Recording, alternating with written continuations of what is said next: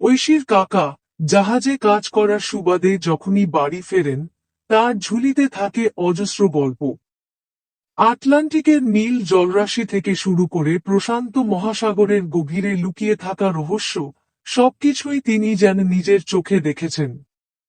এবারের ছুটিতে এসে তিনি ঐশীকে যে গল্পটা শোনালেন, তা শুনলে গায়ে কাঁটা দেয়।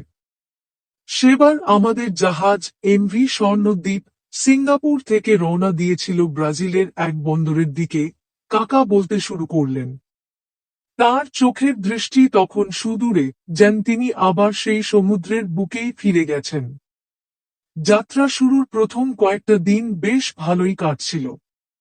ঝলমলে রোদ, শান্ত সমুদ্র আর ডলফিনের লাফালাফি, সব মিলিয়ে মনটা বেশ ফুরফুরে ছিল।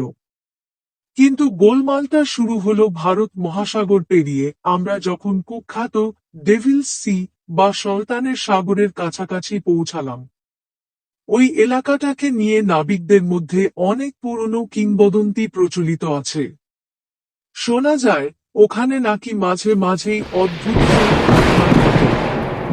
কাকা একটু থামলেন, তারপর আবার বলতে শুরু করলেন। একদিন দুপুর থেকেই আকাশটা কেমন যেন গোমড়া হয়ে গেল। বিকেলের মধ্যে এক ঘন চটচটে কুয়াশা আমাদের জাহাজটাকে চারপাশ থেকে ঘিরে ধরল। এত ঘন কুয়াশা আমি আমার দীর্ঘ নাবিক জীবনে দেখিনি। জাহাজের সার্চলাইটও যেন সেই কুয়াশার দেওয়াল ভেদ করতে পারছিল না। রাত বাড়ার সঙ্গে সঙ্গে পরিস্থিতি আরো ভয়াবহ হয়ে উঠল। কম্পাস আর জিপিএস এলোমেলো সংকেত দিতে শুরু করল। আমাদের ক্যাপ্টেন, একজন অত্যন্ত অভিজ্ঞ মানুষ, তার কপালেও চিন্তার ভাঁজ পড়ল।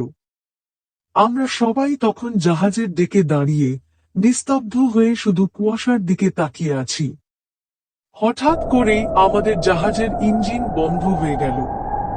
চারদিকে তখন শুধু সমুদ্রের স্রোতের একটানা শব্দ আর আমাদের হৃদস্পন্দন। ঐশী অবাক হয়ে জিজ্ঞাসা করল, তারপর কি হলো কাকা? কাকা বলতে লাগলেন, আসল ঘটনা তো এরপরেই ঘটল। সেই ভুতুড়ে নিস্তব্ধতার মধ্যেই আমরা দূরে একটা আলোর বিন্দু দেখতে পেলাম। প্রথমে ভাবলাম হয়তো অন্য কোনো জাহাজ, কিন্তু আলোটা যত কাছে আসছিল, আমরা অবাক হয়ে দেখছিলাম যে ওটা একটা পুরনো দিনের পালতোলা জাহাজ। সবচেয়ে আশ্চর্যের বিষয় হলো, সমুদ্রে তখন এক ফোঁটা হাওয়া নেই, অথচ জাহাজটার বিশাল পালগুলো হাওয়ায় ফুলে ফেঁপে রয়েছে। জাহাজটা আমাদের খুব কাছ দিয়ে যখন যাচ্ছিল, আমরা দেখলাম ওটার ডেক জনশূন্য। কোনো নাবিক বা কাপ্তান, কিচ্ছু নেই। শুধু একটা মৃদু সঙ্গীত আর কান্নার আওয়াজ ভেসে আসছিল। আমাদের মধ্যে সবচেয়ে বয়স্ক নাবিক সুলেমান চাচা ভয়ে কাঁপতে কাঁপতে বললেন, এটা দ্য ফ্লাইং ডাচম্যান। অভিশপ্ত জাহাজ, যা যুগ যুগ ধরে সমুদ্রে উদ্দেশ্যহীনভাবে ঘুরে বেড়াচ্ছে। আমরা সবাই ভয়ে জমে গিয়েছিলাম। জাহাজটা আমাদের পাশ কাটিয়ে ধীরে ধীরে আবার সেই ঘন কুয়াশার মধ্যে মিলিয়ে গেল। আর তার কিছুক্ষণ পরেই ঠিক ততটাই রহস্যজনকভাবে আমাদের জাহাজের ইঞ্জিন আবার চালু হয়ে গেল। কুয়াশাও ধীরে ধীরে কাটতে শুরু করল। গল্প শেষ করে কাকা বললেন, পরের কয়েকটা দিন আমাদের সবার কেমন একটা ঘোরের মধ্যে কেটেছিল।